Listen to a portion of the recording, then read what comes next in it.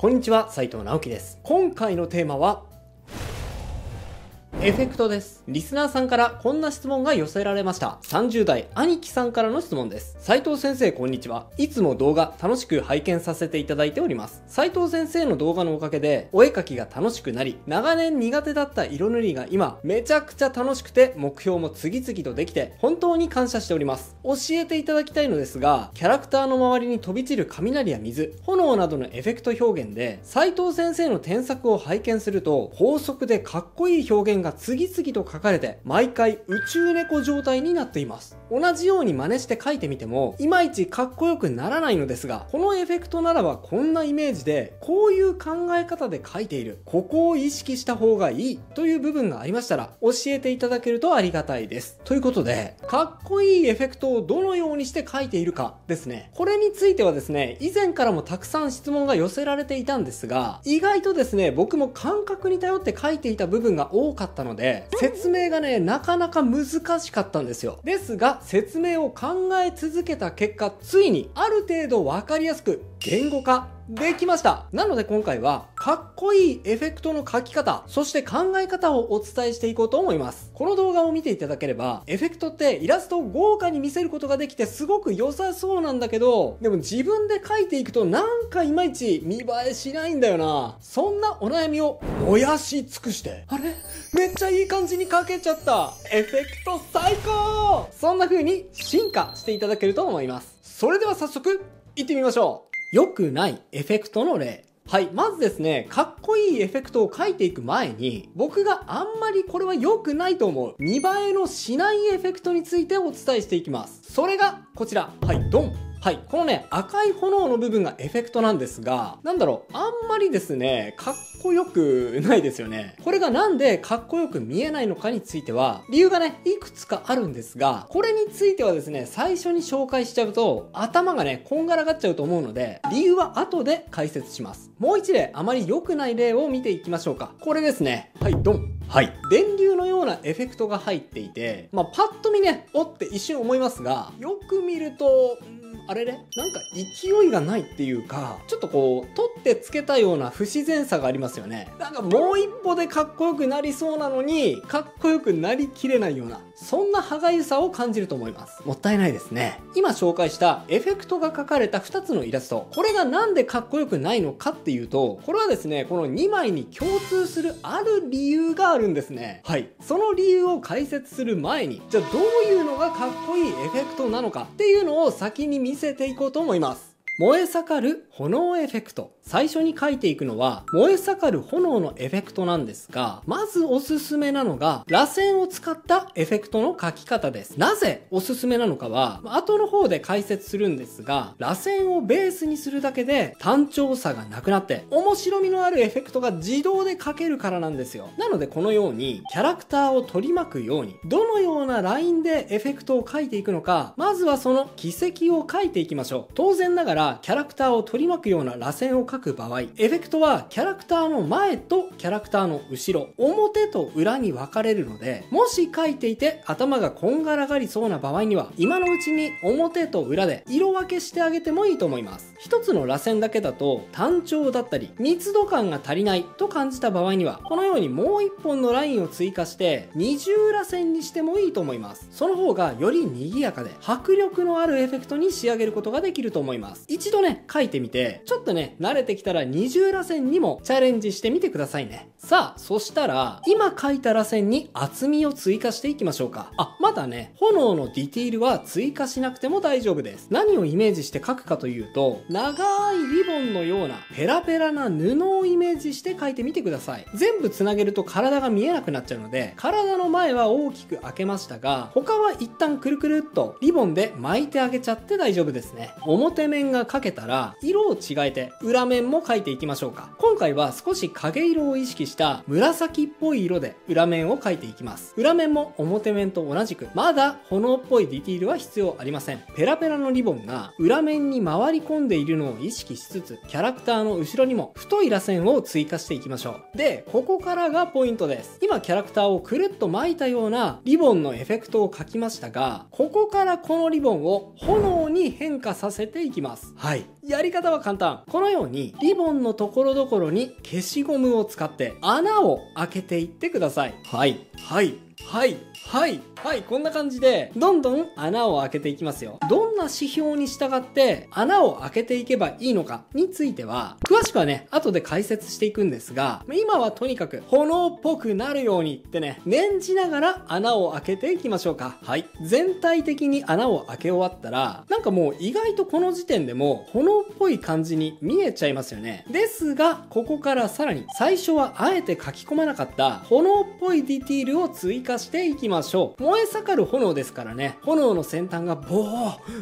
ーってね、ランダムチックにシルエットを変化させていっているはずです。炎の形状を意識しながら、より炎っぽく形状を整えていきましょう。で、最後に火の粉を追加していきます。今描いた螺旋の炎から立ち上るように、パチパチっと飛び散る火の粉をところどころに書き加えていきましょう。表面を描いたら裏面もところどころに追加していきますね。仕上げに今描いた表面、裏面のレイヤーを1個ずつコピーして、それぞれにぼかしフィルターをかけてエフェクトが発光している感じを表現しましょう。はい、これで燃え盛る炎エフェクト完成しました。今回はね、シンプルな描き方を意識したので、もっとディティールを増やそう、書き込みを増やそうと思えば増やせますが、基本的にはこれをベースにしてシンプルでいくか、それとももっとリアルな炎にするか、そこはね、アレンジは自由です。これが書ければ、ここからリアルな炎にアレンジするのはそう難しくないと思います。激しい雷エフェクト。さて、もう一種類エフェクトの書き方を紹介していきましょう。次はバチバチっと激しい雷エフェクトの説明です。どっちかっていうとこっちの方がさっきの書き方よりも簡単かもしれません。まずは先ほどと同じように雷の流れを書いていきます。雷はね、直線的ですから、こんな感じでシュシュッ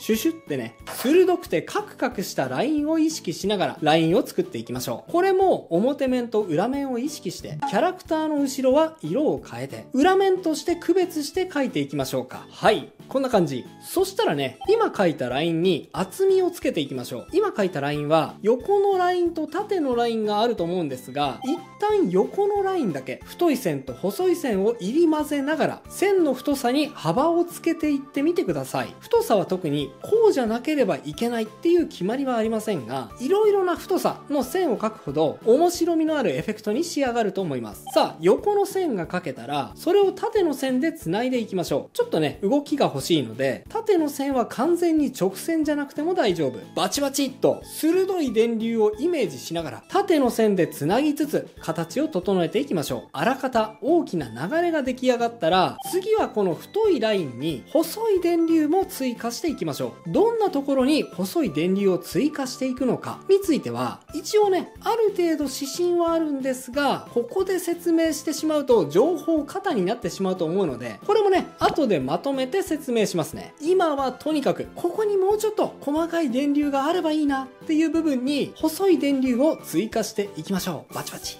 バチバチ。さて、表面の電流が出来上がりましたので、裏面の電流も青で書き加えていきます。書き方は表面と一緒ですね。強弱をつけながら横のラインを書いて、それを縦のラインで繋いでいき、形を整えていったら、その後細い電流でアクセントを加えていく。覚えてしまうとね、簡単ですね。もし、もうちょっとアクセントが欲しいなっていう場合には、このように火花のような小さなパーティクルを付け加えていってもいいでしょう。画面全体的にというよりかは、ところどころランダムチックに配置していくといい感じに仕上がると思います。仕上げにこちらもレイヤーをそれぞれコピーしてぼかしフィルターをかけてエフェクトに光彩を追加していったら、はい、激しい雷エフェクト完成です。こちらもですね、初心者でも比較的簡単に再現できるようシンプルな形で構成しましたが、より密度を上げたり色数を増やしたり、今紹介した基本をベースにアレンジはいろいろ考えられると思います。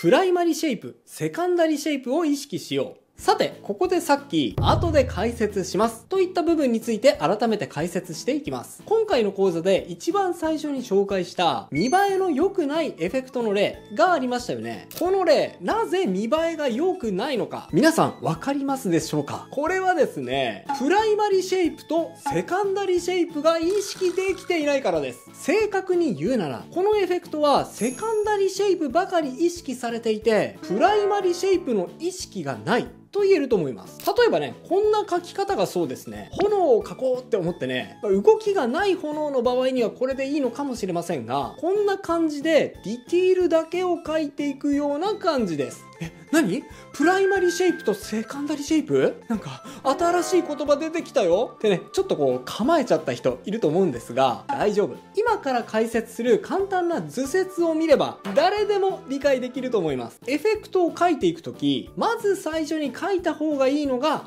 プライマリシェイプ。例えばね、炎を描くときはこんな丸を3つ書いてください。で、それらをこんな風に柔らかい線でつなぎ合わせましょう。はい。これがですね、プライマリシェイプ。大まかな流れやエネルギーの大きさを単純化した形です。で、次に書いていくのがセカンダリシェイプ。この大まかな流れに沿って、そのものらしさ、炎のディティールを追加していくんです。ほらほらほらほら。どうでしょう？なんかさっきの炎よりも動きを感じられるファイヤーボールになりましたよね。さっき炎を描くとき、そんな描き方してたっけ？って不思議に思ったかもしれませんが、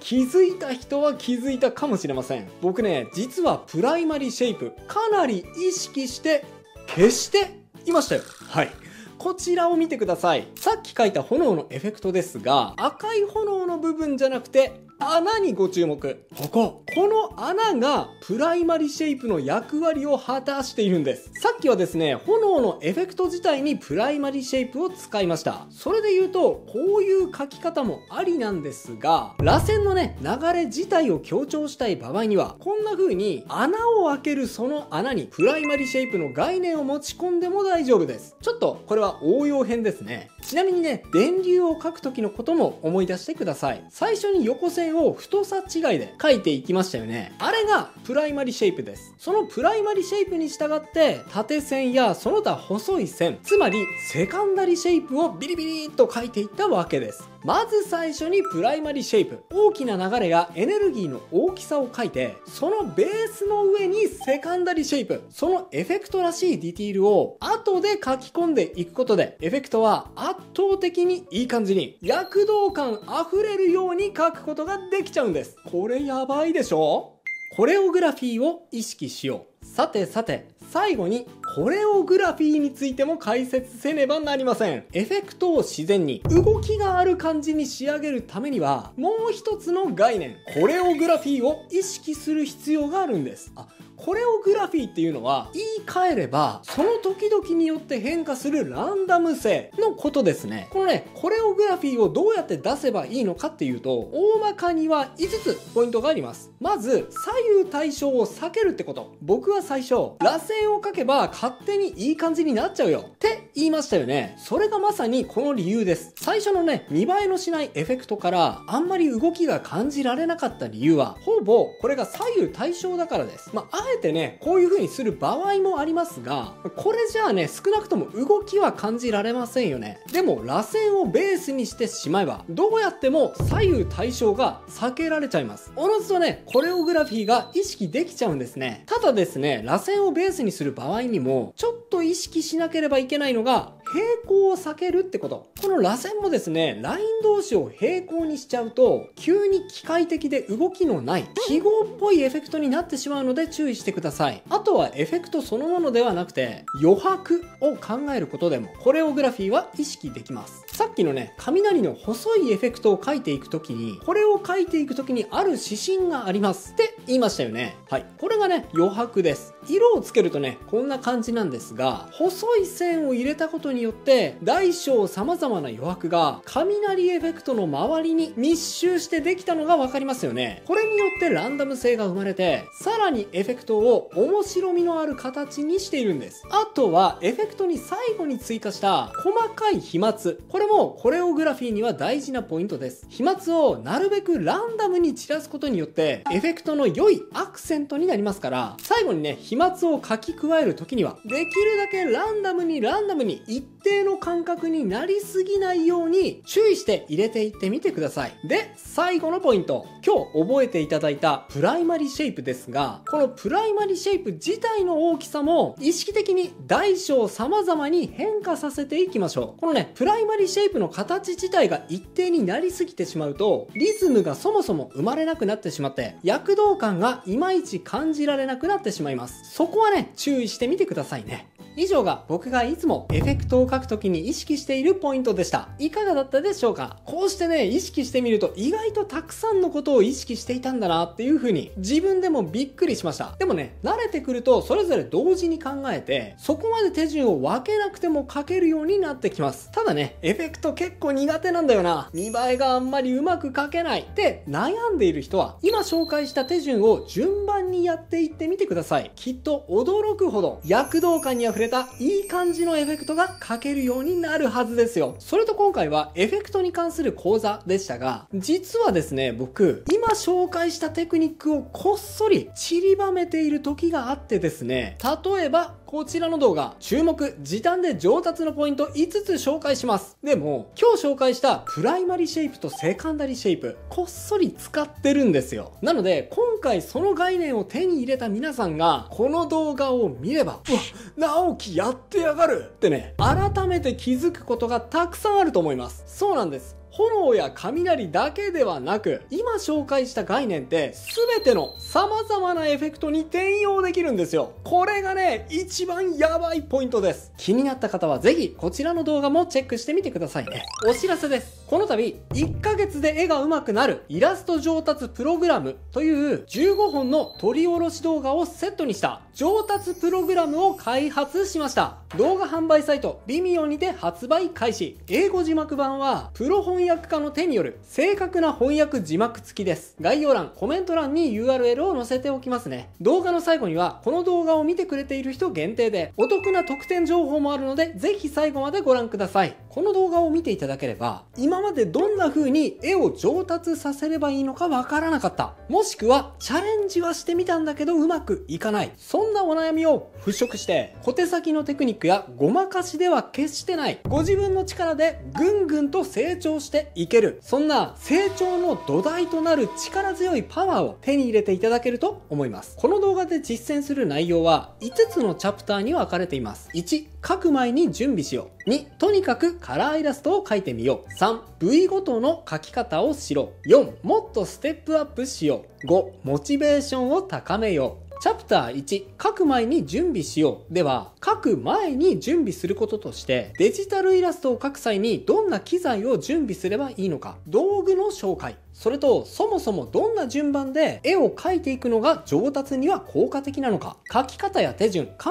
え方を紹介します。そうなんです。絵を上達させるには効果的な書き順というのがあります。まずはですね、あなたの努力が無駄になってしまわないように大前提の部分を丁寧に解説していきますね。そしてチャプター2、とにかくカラーイラストを描いてみようでは、さっきも言ったようにただ座学だけでは絵は上達しませんから、チャプター1で紹介した手順に従って僕がカラーイラストを1枚描き上げるまで、その一部始終を実際にお見せします。下書きの仕方、線画の描き方、色の塗り方、そして背景の描き方まで丁寧に順を追って解説を加えながらお見せしていきますね。そしてチャプター3、部位ごとの描き方を知ろうでは、チャプター2で一旦描いてみたけど、でもここってどう描けばいいんだろうとつまずきがちな部分、髪の毛の描き方、目の描き方、影の塗り方、服のシワの塗り方、肌の塗り方について部位ごとの描き方を詳しく深掘りしていくような章になっております。実は結構ね、この部分の描き方から絵の練習を始めちゃう人って多いんですが、それはですね、大間違いですからね。まずは一旦自分で1枚のイラストを描いてみて、その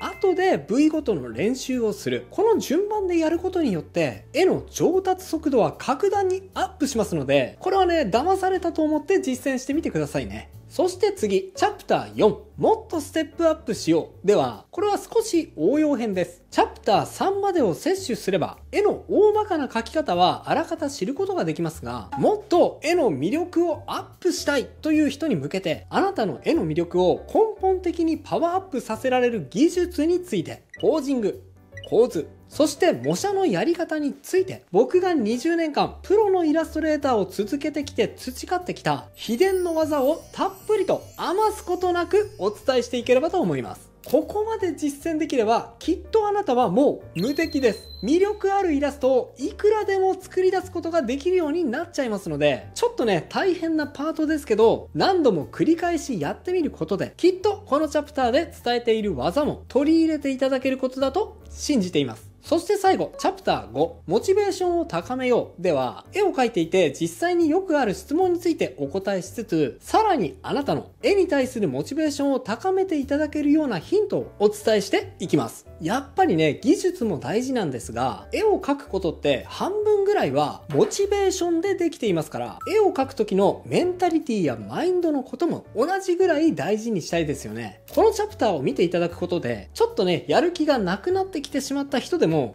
うおー、なんか絵が描きたくなってきた、そんなあなたの中に溢れているやる気をもう一度取り戻していただけると思いますよ。この5つのチャプターに含まれている15本を視聴し、そして実際に実践していただくことで、あなたの絵を描く力、画力を飛躍的に向上させることができると思います。1ヶ月で絵が上手くなる動画、イラスト上達プログラムは動画販売サイト Vimeo にて発売中です。サブスクではなく買い切り型なので、安心してご購入いただけて、ご自分のペースで学んでいただけると思います。ちなみに動画1本から購入レンタルできますが、全巻セットでご購入いただいた方限定で、大人気イラストレーター作者2さんとの線の描き方についての対談動画も特別特典としてついてきちゃいます。まだあります。さらにお得な割引情報。2023年10月21日まで全巻セットをなんと通常価格の 20% オフで購入できるクーポンコードを数